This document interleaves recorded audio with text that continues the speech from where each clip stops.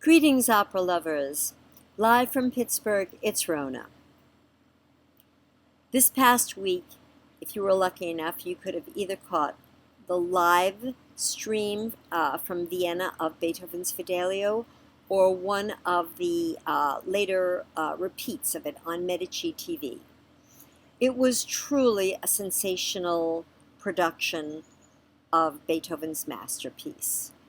The singing was outstanding. The orchestra playing was what you would expect from the Vienna Philharmonic, world class. The men's chorus, which sings most of the choral music, superb. And later when the women came in, they were excellent as well.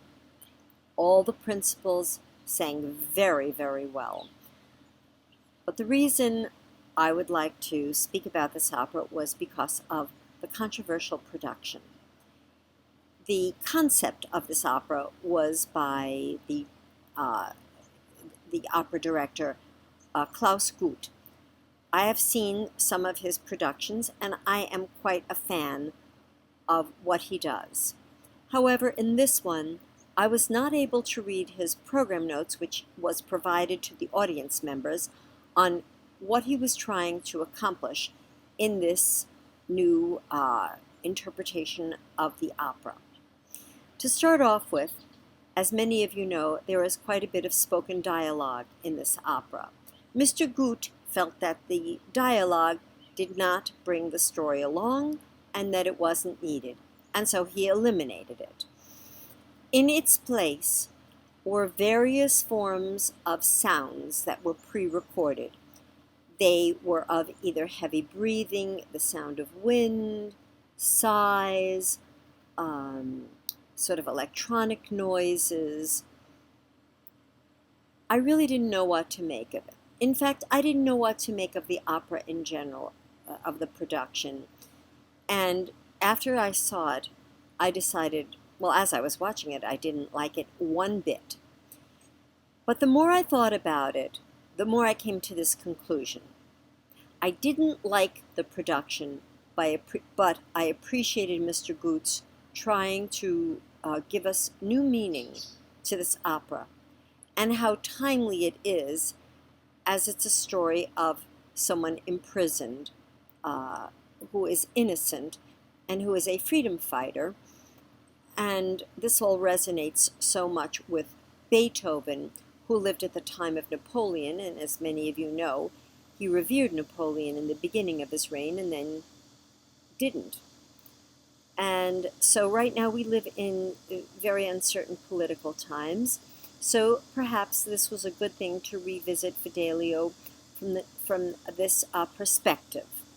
I know that program notes were provided to the audience members explaining some of Mr. Guth's reasonings for certain things, and some of them make a lot of sense. For instance, he said, and I'm quoting a quote from a quote of an interpretation of what was in the program, that we're supposed to see this through Leonora's eyes, and that we're all prisoners of something, which kind of reminds me of the story of Passover, where we talk about the Jews' flight from Israel, the Jews' flight from Egypt into Israel, a flight from slavery to freedom. And every year that I participate in a Passover Seder, I think of our own slavish behavior and how for the next year maybe we try to break our chains. And I think this was the main point of Mr. Guth's production. But what do I know? I don't know what goes on inside that brilliant mind of his.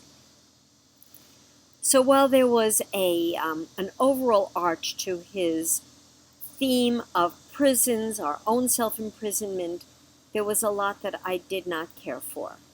The main thing I didn't like was, because I didn't really know what the purpose was that both Leonora and Don Pizarro had shadow characters. Leonora had a shadow character who sometimes was on the stage when she wasn't, and she used her arms and her mouth as if she were a signer.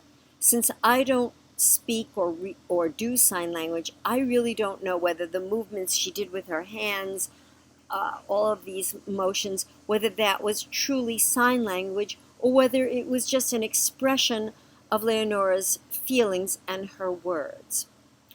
The character of Don Pizarro, the evil character in this opera, he also had a shadow, and I totally didn't get that. I also did not get why Don Pizarro and his shadow character were dressed in modern sci-fi uniforms, something you would see like in The Matrix. They also had sunglasses. The other costuming was, I just don't even know what to say about it. It was simple. It was kind of timeless, but it didn't take place in a time or a place. And that, I think, was done on purpose. However, when Mr. Kaufman comes out in the second act, he is a very disheveled person, and he is completely different from everybody else in the opera.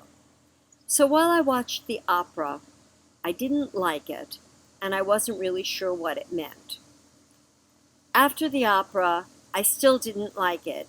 I think I know what it meant, but it wasn't really consistent. Maybe if I thought about it some more, maybe if I take another few days or a week, I can come up with a better conclusion about what the opera really meant. I think that there was so much deep meaning that I didn't get. I think somebody could actually write a paper on this opera, but I'm not going to be the one to do it. It would have to be someone else. I heard that on the opening night, when everyone came to take their bows, Mr. GUTH was roundly booed. And while I would not have booed him, I certainly wouldn't have cheered him on. The performance I saw was after opening night, and the singers were greatly applauded.